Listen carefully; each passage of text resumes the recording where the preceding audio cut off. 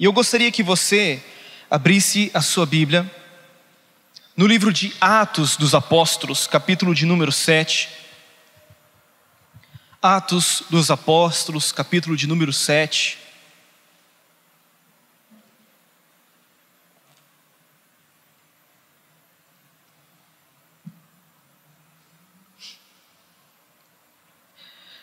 Vamos ler a partir do verso 1, só para você poder entender.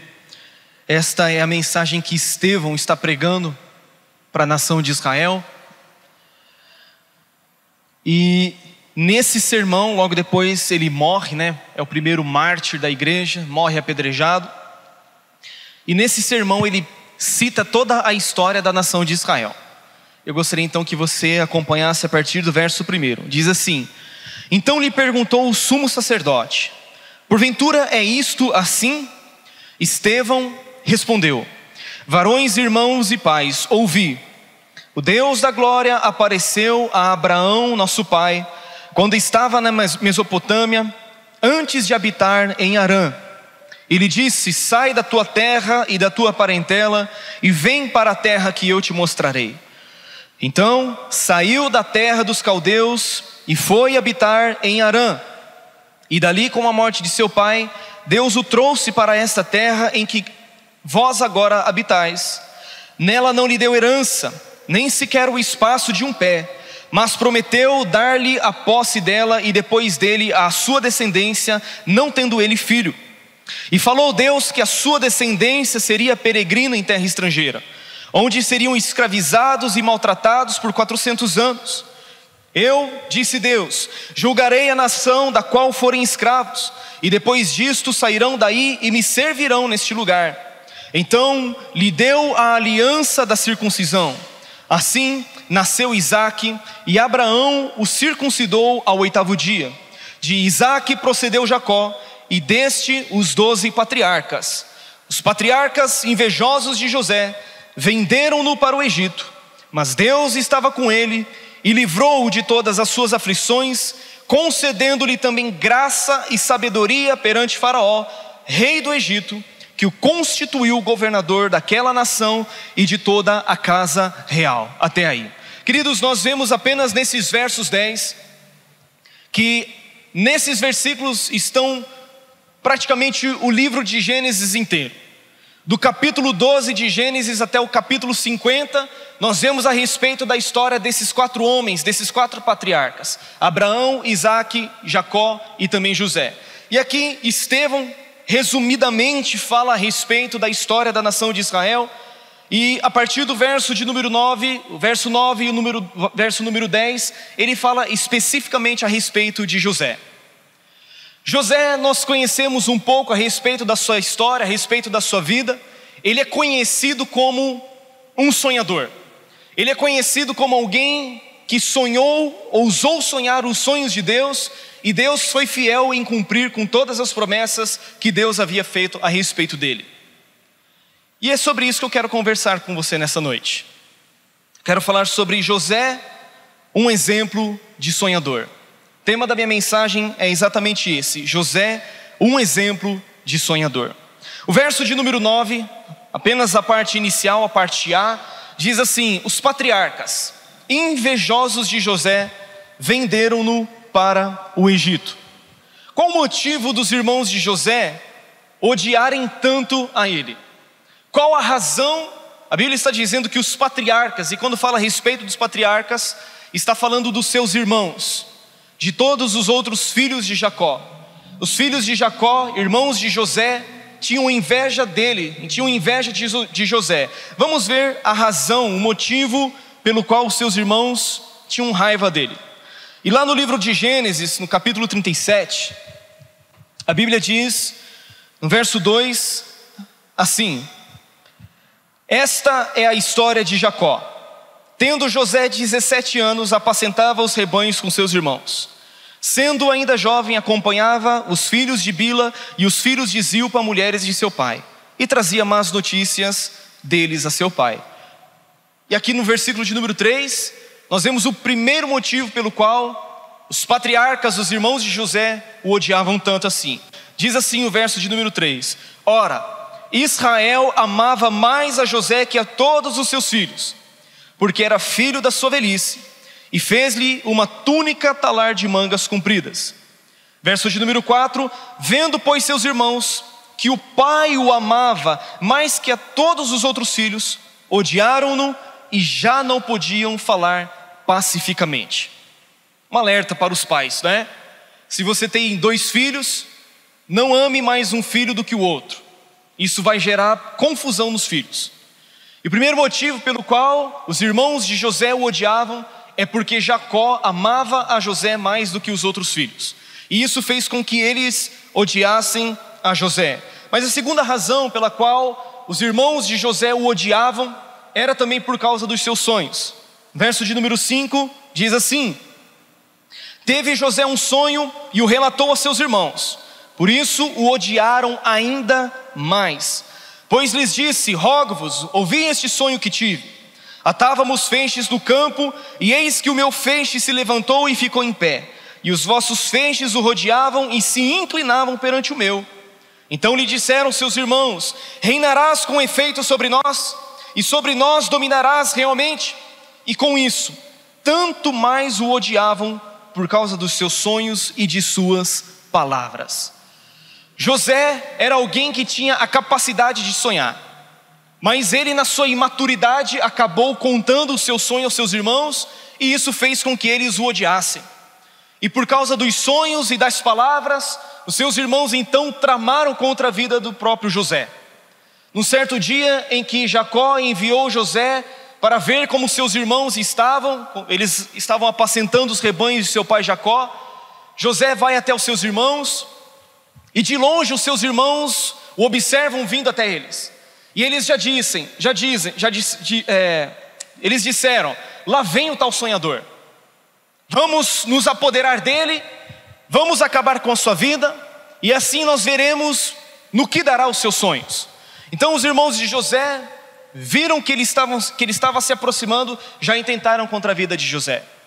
Rúben, que era o primogênito de Jacó, ele disse: olha, não é certo isso que nós estamos tentando fazer, não vamos matar o rapaz. E aí Judá, o quarto irmão, o quarto filho de Jacó, ele também foi um dos que livrou a José da morte através dos seus irmãos.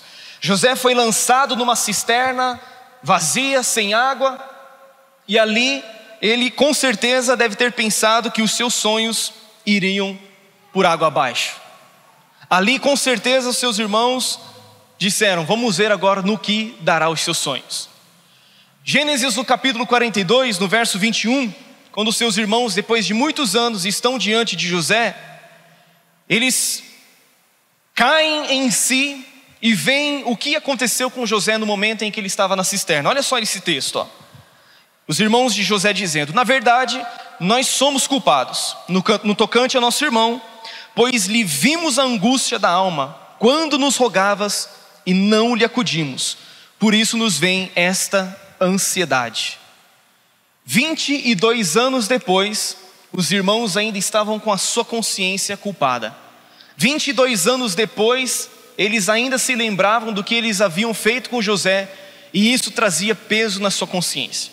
A pior coisa que existe, querido, é você, depois de tantos anos de um erro cometido, é você ficar se lembrando e você ficar se martirizando por causa daquilo que você fez. E os irmãos de José estavam dessa forma. Eles viram a angústia do seu irmão naquele dia em que eles o lançaram naquela cisterna. Eles viram a angústia de alma que José estava. Eles viram o clamor de José, a petição de José, e os seus irmãos simplesmente não o ouviram. Mas o interessante é que o sonho de José não apenas era um sonho pessoal dele. O sonho de José era o propósito e o sonho de Deus para a vida dele. Você sabia que Deus tem um sonho para você? Você sabia que Deus tem um propósito estabelecido para a sua vida? Você sabia que Deus sonhou com você antes mesmo que você fosse gerado no ventre da sua mãe? Você sabia que existem os seus sonhos, mas existem os sonhos de Deus para a sua vida? E já tem uma canção muito bonita que eu gosto, né? Que diz que os sonhos de Deus são maiores do que os meus. Os sonhos de Deus para a nossa vida são incomparáveis. Os pensamentos, os propósitos, os planos que Deus tem para nós não podem ser comparados com aquilo que nós sonhamos para nós mesmos. O sonho de José não era um sonho normal, era a própria palavra de Deus a respeito dele. No Salmo 105, no verso 17 até o 19, diz assim: adiante deles enviou um homem, José, que foi vendido como escravo. Apertaram seus pés com correntes e puseram uma coleira de ferro no seu pescoço, até cumprir-se a profecia a respeito dele e tê-lo provado a palavra do Senhor. O sonho de José não era um sonho qualquer. O sonho de Deus era um prenúncio, uma palavra profética que Deus tinha a respeito de José. A profecia é o quê? É um anúncio que Deus nos dá de algo que Ele deseja fazer na nossa vida. E todo sonho que Deus nos revela, toda profecia que Deus traz a nós, tem como objetivo, tem como intuito fazer com que eu e você nos preparemos para que, quando o tempo da profecia chegar, nós estejamos prontos para este propósito. Deus tem uma profecia a teu respeito. Deus tem planos, Deus tem propósito a respeito de você. E talvez você não saiba. Se eu fosse você, eu correria buscar saber quais são os propósitos de Deus na sua vida. Sabe, buscar a Deus em intimidade, buscar a Deus em comunhão, para que você entenda qual é realmente o propósito pelo qual Ele criou você, o propósito pelo qual você foi gerado no ventre da sua mãe. E a Bíblia nos diz que José foi provado até que se cumpriu a profecia a respeito dele. O mesmo sonho que Deus gera no nosso coração, esse mesmo sonho passa a nos provar em muitas situações. E José não foi diferente, com José não foi diferente. Ele recebeu um sonho, recebeu uma profecia, e ele foi provado, e provado muitas vezes. E a Bíblia diz que os seus irmãos, conforme lá no livro de Atos diz, invejosos de José, o venderam como escravo para o Egito. Mas a boa notícia é que Deus estava com ele. E este é o primeiro ponto que eu quero mencionar nesta hora: a presença de Deus com José. Livro de Atos, do capítulo 7, verso de número 9, inicialmente. Põe aqui no telão para a gente, por gentileza. Os patriarcas invejosos de José venderam-no para o Egito, ponto e vírgula. Mas Deus estava com ele. Digam assim comigo: mas Deus estava com ele. Ou seja, as circunstâncias pareciam contrárias. Por quê? Porque José foi vendido, foi lançado naquela cisterna vazia, sem água. Logo depois disso, os ismaelitas estavam passando naquele lugar onde José estava, e os seus irmãos o venderam por 20 siclos de prata. E os ismaelitas simplesmente o levaram como escravo para o Egito. José chega ao Egito como um escravo, mas apesar de aparentemente os seus sonhos estarem frustrados, aparentemente os seus sonhos terem acabado, a Bíblia está dizendo que Deus estava com ele. Significa que não importam as circunstâncias, muitas vezes elas serão adversas, elas serão contrárias, os ventos virão contra mim, contra você, para tentar nos desestimular quanto ao propósito e o plano de Deus. Mas assim como Deus estava com José, Ele está com você também, independente das circunstâncias. Aleluia! Deus estava com José. A primeira coisa que pensamos quando os ventos são contrários é: Deus me desamparou, Deus se esqueceu de mim. Eu devo ter cometido algum pecado gravíssimo para que isso acontecesse na minha vida. Você já pensou assim? Você tem uma palavra de Deus, você tem um sonho de Deus a respeito da sua vida, e você fica todo empolgado com aquele sonho. A primeira circunstância adversa que vem, você pensa: bom, eu acho que eu pequei. É claro que você pecou. Nós pecamos todos os dias, nós erramos todo momento na nossa vida. Mas queridos, o fato das circunstâncias adversas acontecerem na nossa vida não é sinal de que Deus te desamparou, não é sinal de que Deus se esqueceu de você, não é sinal de que Deus não está mais com os planos e os propósitos dele em pé na sua vida. Também com isso não estou dizendo que o pecado não fica impune. Também não estou dizendo para você, sabe, chutar o balde e fazer o que quiser da sua vida. E não era esse o caso de José. José era um homem íntegro, um homem reto, um homem que vivia a palavra de Deus, mas as circunstâncias na sua vida eram circunstâncias contrárias. E talvez você, quando enfrenta circunstâncias, situações como essas, você pode pensar, acho que Deus me desamparou. Não, querido, a Bíblia está dizendo que Deus era com José. Olha no capítulo 39 de Gênesis, verso de número 2 diz assim: o que diz? O Senhor era com José. Quem era José naquele momento? José era um escravo. Ele era um escravo no Egito, só que a Bíblia está dizendo que o Senhor era com José, que veio a ser homem próspero e estava na casa de seu senhor egípcio. Verso de número 3: vendo Potifar que o Senhor era com ele e que tudo o que ele fazia o Senhor prosperava em suas mãos, logrou José mercê perante ele. Ou seja, José alcançou o favor do seu senhor, a quem ele servia. E Potifar o pôs por mordomo de sua casa e lhe passou às mãos tudo o que tinha. E desde que o fizera mordomo de sua casa, verso 5, sobre tudo o que tinha, o Senhor abençoou a casa do egípcio por amor de José. Tudo o que Potifar tinha passou a ser abençoado por causa de José. Meu irmão, sabia que você está na empresa onde você está para ser bênção naquele lugar? Deus te colocou aonde você está hoje para que você seja bênção.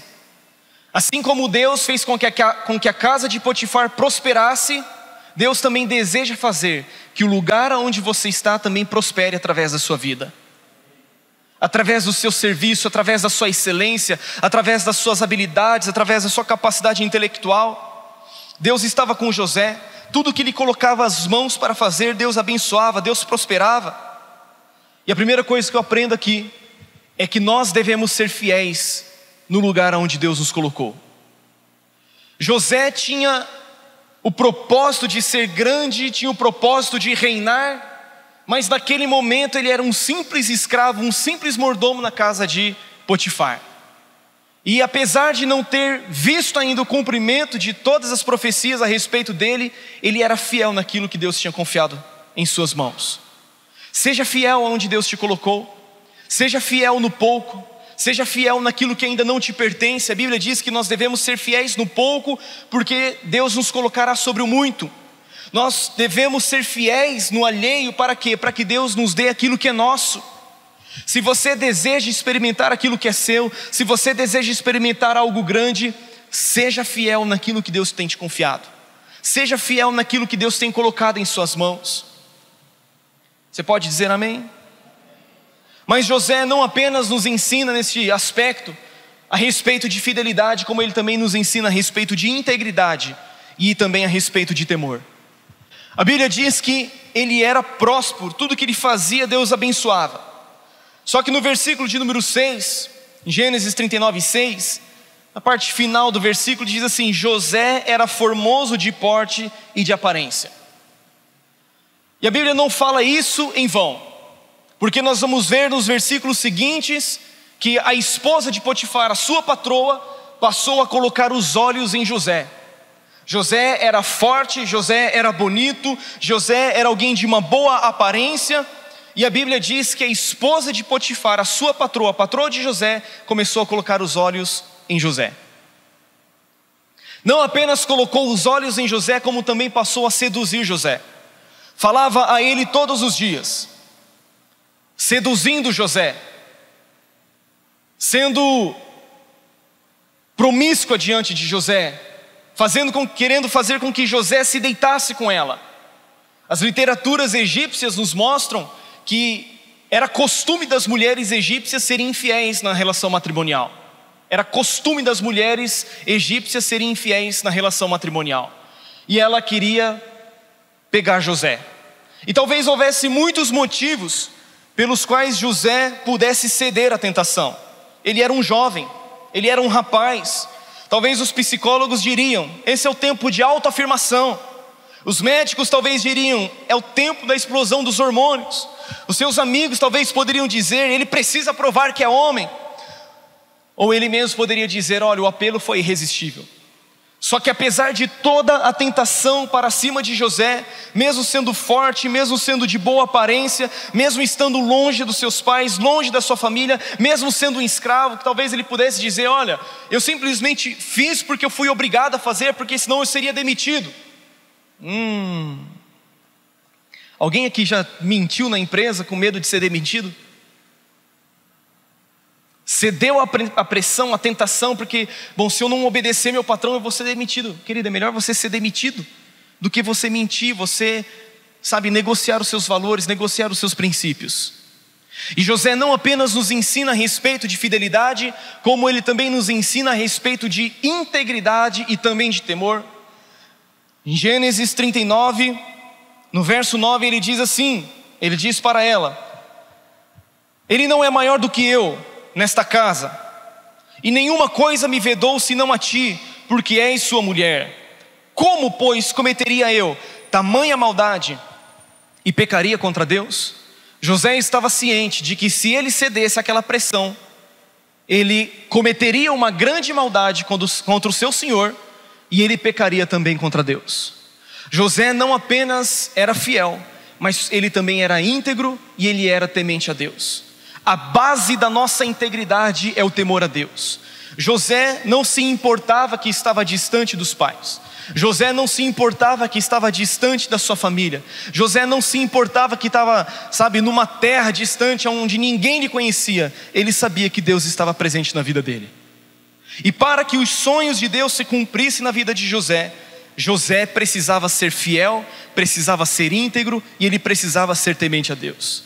Você quer ver os sonhos de Deus se cumprirem na sua vida? Você deseja ver o cumprimento das profecias que Deus já falou a teu respeito? Se você deseja ver o cumprimento dos sonhos, dos propósitos de Deus, é necessário essas 3 características: fidelidade, integridade e temor a Deus. E mesmo José, teve um certo dia em que José chegou na casa de Potifar e não havia nenhum dos empregados. Estava somente José e a esposa de Potifar. E naquele dia ela fez a proposta: deita-te comigo.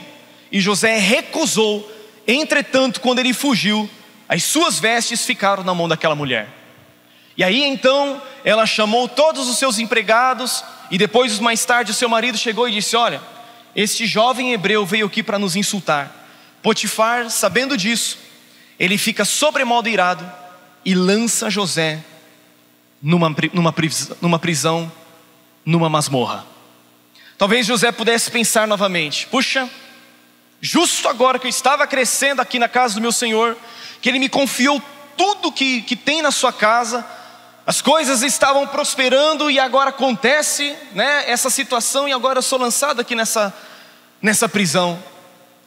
Só que a Bíblia diz, nesse mesmo capítulo 39, no verso de número 21, o Senhor, porém, era com José. Ele foi benigno e lhe deu mercê perante o carcereiro. Mais uma vez, não importa a circunstância, o Senhor é com você. Desde que você permaneça fiel, íntegro e temente a Ele. Ele vai cumprir com os sonhos dele na sua vida. E José, então, ele é lançado nessa prisão, ele é lançado naquele cárcere, só que José não desistiu. Ainda que ele estivesse no cárcere, ainda que ele estivesse naquela prisão, ele passou a servir naquele lugar, e logo ele se tornou o líder daquela prisão. Era tão interessante que tudo que José colocava a mão prosperava. Até mesmo na prisão, quando ele passou a servir os presos, o líder do cárcere viu que José era muito bom e colocou os presos sob a responsabilidade de José. Queridos, não importa onde nós estamos, se nós estamos na casa de Potifar ou se nós estamos na prisão, injustiçados, rejeitados, vendidos como escravos, nós precisamos visualizar os sonhos de Deus na nossa vida, e precisamos viver a cada dia da nossa vida como se esse sonho estivesse prestes a se cumprir. E José vivia intensamente essas verdades. E a Bíblia nos diz que José foi para a prisão, mas voltando lá para o livro de Atos, do capítulo 7, verso de número 10, olha comigo o segundo ponto: o livramento de Deus dado a José. e livrou-o de todas as suas aflições. Lembra que o versículo 9 diz que Deus era com José? Aí esse verso está dizendo: e Deus o livrou de todas as suas aflições. Deus o livrou de todas as suas aflições. O mesmo Deus que gerou um sonho no coração de José, o mesmo Deus que estava presente na vida de José, foi o Deus que também livrou a José de todas as suas aflições. Você, não importa onde você está em relação aos sonhos de Deus na sua vida, Deus está presente na sua vida. E saiba que todas as aflições pelas quais você está passando, Deus tem um livramento para você. Ainda que esse livramento seja na prisão, ainda que você, por causa dos seus valores, esteja sofrendo consequências, Deus está com você e Ele livra você de todas as aflições que vêm sobre a sua vida. E a Bíblia está dizendo que Deus livrou José de todas as suas aflições. Num certo dia, quando José estava ali na prisão, 2 servos de Faraó, 2 empregados de Faraó, eles se levantaram contra Faraó. Faraó ficou irado e mandou os seus 2 servos para a prisão. Era o copeiro e o padeiro de Faraó. E José estava ali na prisão. E a Bíblia diz que José passou a cuidar daqueles presos. E num determinado dia, aqueles 2 homens, tanto o copeiro como o padeiro, eles acordaram angustiados. E José perguntou para eles: por que vocês estão assim angustiados? E ambos relataram o sonho que haviam tido naquela mesma noite. Ambos tiveram sonhos na mesma noite. O copeiro relata para José qual era o sonho que ele havia tido, e o padeiro também relatou para José qual era o sonho. E José fica diante daquela situação em que os outros presos perguntaram: e agora, o que nós vamos fazer diante desses sonhos? E José pergunta para eles: não pertence a Deus as interpretações? E aí então José traz a interpretação dos sonhos daqueles 2 homens. E a Bíblia diz que, eu estou resumindo, querido, não estou lendo os textos porque nós estamos um pouco avançados no horário, tá? Mas depois você pode ler a história na sua casa. A Bíblia diz que José interpretou tanto o sonho do padeiro como do copeiro. O copeiro, ele foi restituído ao seu cargo, e o padeiro, ele foi morto conforme José havia interpretado os sonhos. E naquele momento talvez José tivesse pensado: puxa vida, agora que eu interpretei o sonho do copeiro de Faraó, eu vou conseguir sair daqui desse cárcere. Só que, queridos, se o copeiro simplesmente tivesse dito para Faraó: Faraó, teve um cara lá que interpretou meu sonho, não tem como dar uma força para ele não? José sairia da prisão e ele simplesmente talvez seria mais um mordomo na casa de Faraó. Só que a Bíblia diz, em Gênesis capítulo 40, depois que José interpretou os sonhos, verso de número 23 diz assim, ó: o copeiro-chefe, todavia, não se lembrou de José, porém dele se esqueceu. Queridos, pensa a situação. O cara é lançado na prisão. Aí vem alguém e interpreta o sonho, e por causa desse sonho, por causa da interpretação desse sonho, essa pessoa sai da prisão. Deixa eu te fazer uma pergunta: você se esqueceria de um benefício tão grande que alguém fizesse assim por você? É impossível, né? Você está preso, alguém te ajuda, você sai da prisão, e a Bíblia diz que o cara simplesmente se esqueceu de José. Só que, querido, a Bíblia diz em Eclesiastes 3:1 que tudo tem o seu tempo determinado e há tempo para todo propósito debaixo do céu. Existe um tempo determinado para o propósito de Deus na sua vida, e esse tempo determinado é o tempo em que as profecias se cumprem a teu respeito.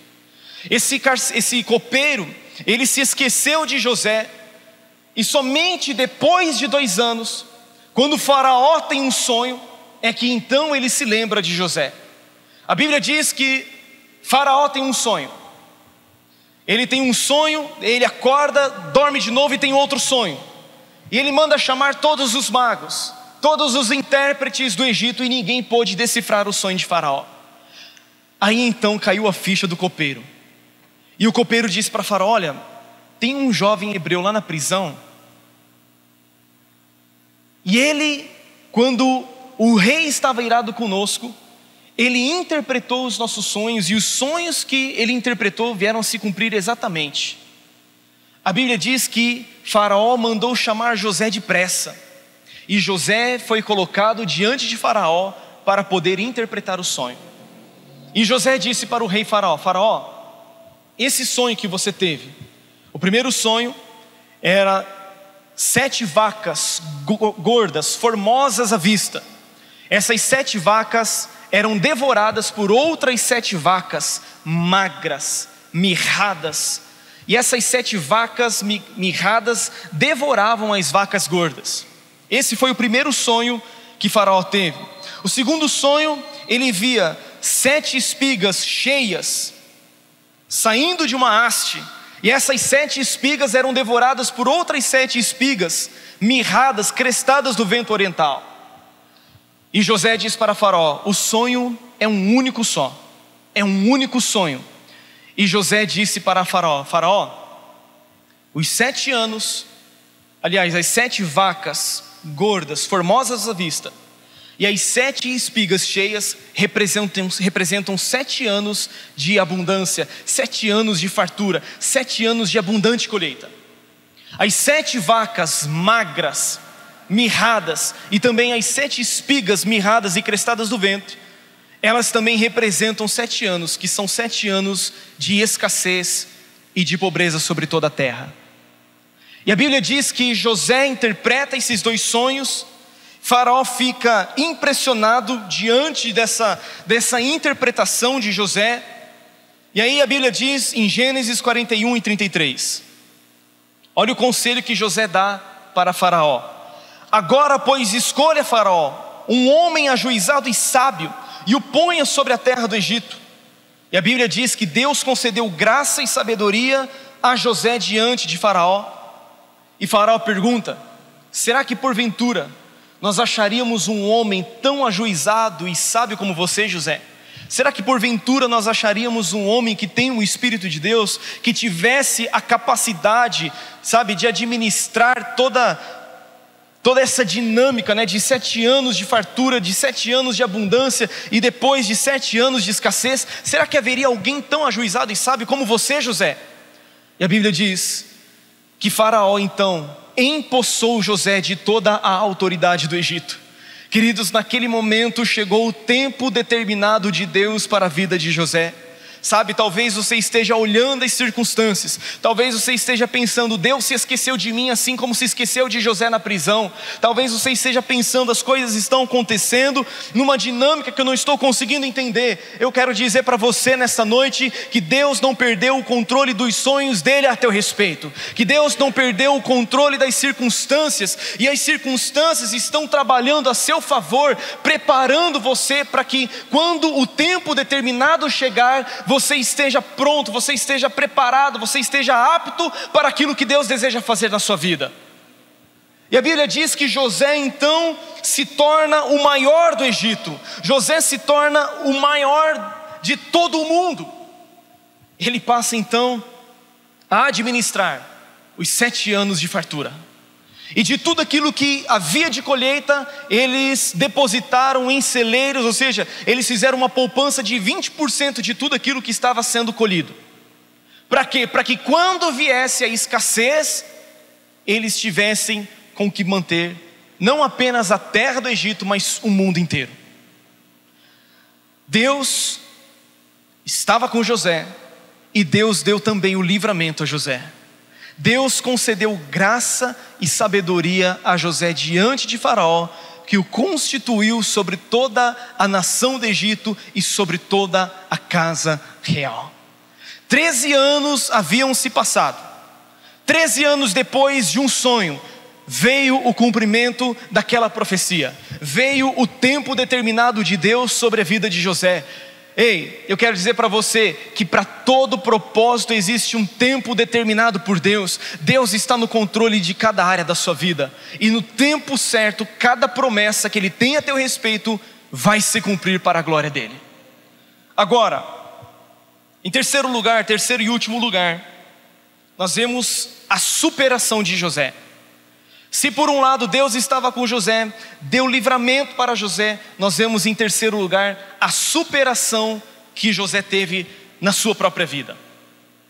7 anos haviam se passado, 7 anos de abundância, 7 anos de fartura, 2 anos de escassez também haviam chegado. E agora a fome atingiu não apenas a terra do Egito, mas a fome atingiu o mundo inteiro. Jacó, pai de José, juntamente com seus irmãos, eles estavam na terra de Canaã, e a fome atingiu também a terra de Canaã. Chegou um momento em que Jacó olhou para os seus filhos e disse o seguinte: o que vocês estão fazendo aí, olhando uns para os outros? Daqui a pouco nós vamos morrer de fome. É como se Jacó estivesse dizendo o seguinte: o que vocês estão fazendo aí parados? Vão buscar uma solução, vão buscar uma alternativa. Existe fartura, existe provisão na terra do Egito, vão para o Egito. Esta é a ordem de Jacó para os seus filhos. Os irmãos de José, aqueles que haviam vendido José como escravo por 20 moedas de prata. E chega o momento em que os irmãos de José descem até a terra do Egito, e lá eles encontram a José.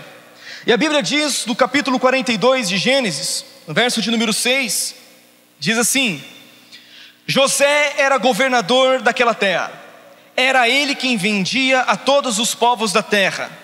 E os irmãos de José vieram e se prostraram o rosto em terra perante ele. Lembra do sonho que José relatou? O sol, a lua e 11 estrelas se inclinarão diante de mim. Olha aí, se cumprindo a profecia. Aí no verso de número 8 diz assim: José reconheceu os irmãos, porém eles não o reconheceram. 22 anos se passaram. 22 anos que José havia sido vendido como escravo para o Egito. E a Bíblia está dizendo que José reconheceu seus irmãos e os seus irmãos não o reconheceram. Sabe aquele tipo de gente que entra ano, sai ano, inicia ano, acaba ano e a pessoa continua mesmo? 22 anos haviam se passado e as pessoas não reconheciam José. Os seus próprios irmãos não o reconheciam. E a Bíblia diz que José reconhecia os seus irmãos. Aquele tipo de gente que tem sempre as mesmas piadas. Você tem algum tio que conta as mesmas piadas, vai 20 anos? Não? Um parente, um amigo, um primo? Meu Deus do céu, faz 30 anos que o cara conta a mesma piada. E você está lá com a cabeça em outra coisa já, né? Era essa a realidade dos irmãos de José. Eles não tinham mudado nada. Eles não haviam sido transformados em nada. Eles continuavam falando do mesmo jeito, agindo do mesmo jeito, tendo as mesmas posturas. E logo depois, nós vemos José inicialmente agindo de uma forma astuta com seus irmãos, não se dando a reconhecer a eles, e somente na segunda vez, somente no segundo encontro, é que José então se revela aos seus irmãos. E isso está no capítulo 45, verso 1. Gênesis 45, verso 1. Diz assim: então José, não se podendo conter diante de todos os que estavam com ele, bradou: fazei sair a todos da minha presença. E ninguém ficou com ele quando José se deu a conhecer a seus irmãos. Verso 2: e levantou a voz em choro, de maneira que os egípcios o ouviam, e também a casa de Faraó. E disse a seus irmãos, aqui vem a revelação, o momento em que José revela aos seus irmãos que era ele mesmo. E diz assim: eu sou José, vosso irmão, a quem vendestes para o Egito. Percebe que José disse: olha, eu sou José, eu sou o irmão de vocês. Aqui é a prova de que José estava com seu coração curado. Aqui é a prova de que José havia superado aquela circunstância de 22 anos atrás, em que os seus irmãos o lançaram numa cisterna vazia sem água, em que os seus irmãos o venderam como escravo aos ismaelitas, e estes o levaram para o Egito. José disse: eu sou José, vosso irmão, a quem vendestes para o Egito. Verso 5: agora, pois, não vos entristeçais, nem vos irriteis contra vós mesmos, por me haverdes vendido para aqui, porque para a conservação da vida, Deus me enviou adiante de vós. Porque já houve 2 anos de fome na terra, e ainda restam 5 anos em que não haverá lavoura nem colheita. E agora olha o que José diz, Deus me enviou adiante de vós para conservar vossa sucessão na terra e para vos preservar a vida por um grande livramento. Assim, não fostes vós que me enviastes para cá, e sim Deus. José está dizendo assim: olha, vocês intentaram contra a minha vida, vocês tentaram acabar com os meus sonhos, mas na verdade vocês foram apenas instrumentos de Deus, para que hoje haja a conservação da vida de vocês e a sucessão de vocês aqui nessa terra. Sabe, querido, José entendeu que tudo aquilo que havia acontecido na sua vida não tinha sido o intento dos seus irmãos, não havia sido apenas plano dos seus irmãos, mas havia sido uma permissão de Deus na vida dele. Sabe, quando Deus deseja nos levar a algo grande, Ele primeiramente trata o nosso coração, Ele arranca as motivações erradas do nosso coração, para que quando o tempo da promessa chegar, nós estejamos prontos. José poderia muito bem se vingar dos seus irmãos. Olha, vocês me venderam? Agora eu quero ver o que vai acontecer com vocês. Vocês me venderam para cá como escravo?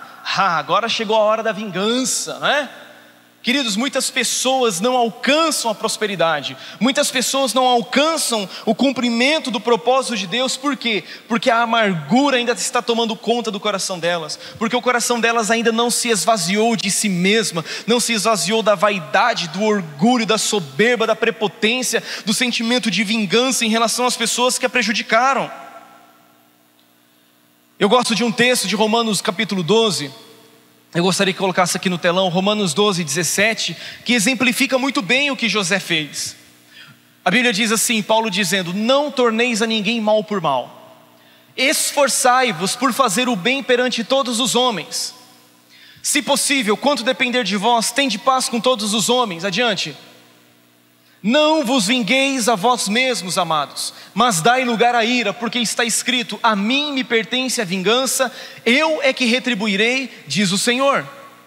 Pelo contrário, se o teu inimigo tiver fome, dá-lhe de comer, se tiver sede, dá-lhe de beber, porque fazendo isto, amontoarás brasas vivas sobre a sua cabeça. Verso 21, não te deixes vencer do mal, mas vence o mal com o bem.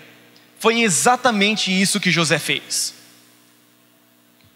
Eu queria te perguntar nesta noite: o que tem impedido você de alcançar os sonhos de Deus?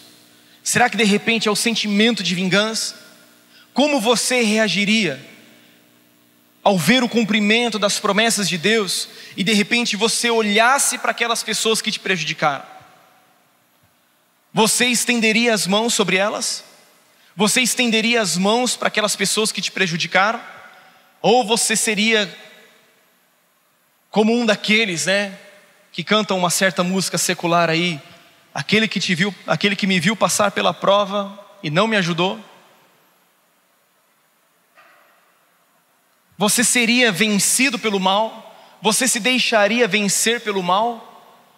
Ou você estenderia a mão àquela pessoa que te prejudicou? Talvez, querido, nosso coração, ele precisa ser desentulhado, para que quando o tempo da promessa chegar na nossa vida, nós olharmos para aquelas pessoas que nos prejudicaram, ainda assim nós possamos estender as mãos para ela. E a Bíblia está dizendo: se o teu inimigo tiver fome, dá-lhe de comer, se o teu inimigo tiver sede, dê a ele de beber.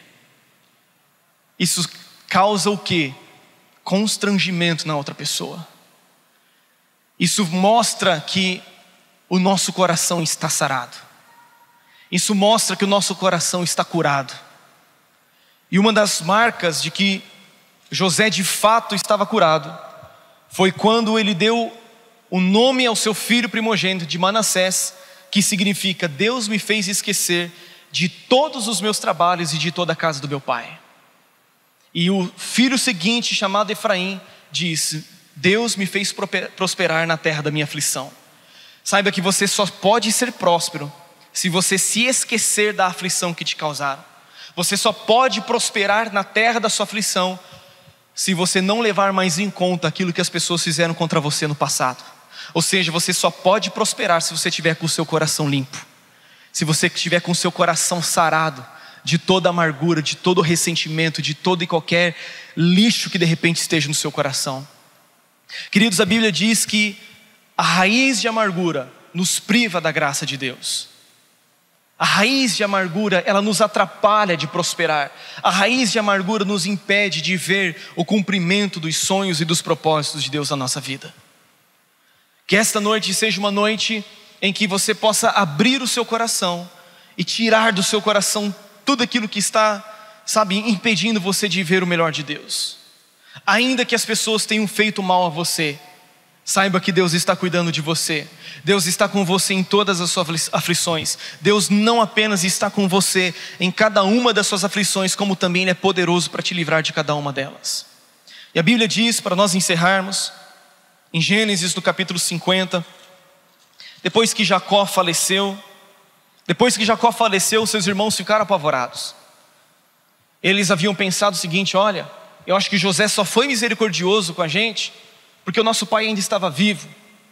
Mas depois que Jacó falece, depois que Jacó morre, a Bíblia diz assim, verso de número 20, Gênesis capítulo 50: Vós na verdade intentastes o mal contra mim, porém Deus o tornou em bem, para fazer como vedes agora, que se conserve muita gente em vida. E Jacó diz: não temais, pois eu vos sustentarei a vós outros e a vossos filhos. Assim os consolou e lhes falou ao coração. Querido, que atitude de José, que atitude de superação que José teve. Ele está dizendo: olha, eu vou sustentar vocês, vocês não precisam ter medo. José não apenas se dispõe a sustentá-los, como também José é fonte de consolação para aqueles seus irmãos que anos atrás haviam vendido a ele como escravo. E agora José tem a oportunidade de fazer o bem, mesmo aqueles homens que o haviam prejudicado de uma forma tão grande. Que você e eu, quando vermos o cumprimento das promessas de Deus, que nós tenhamos a mesma atitude de José, de não tornarmos o mal com o mal, mas que nós possamos vencer o mal com um bem e dar lugar à vingança, né? A vingança pertence ao Senhor e não a nós. Eu gostaria de deixar essa palavra ao seu coração. Eu gostaria que você se colocasse em pé, por gentileza.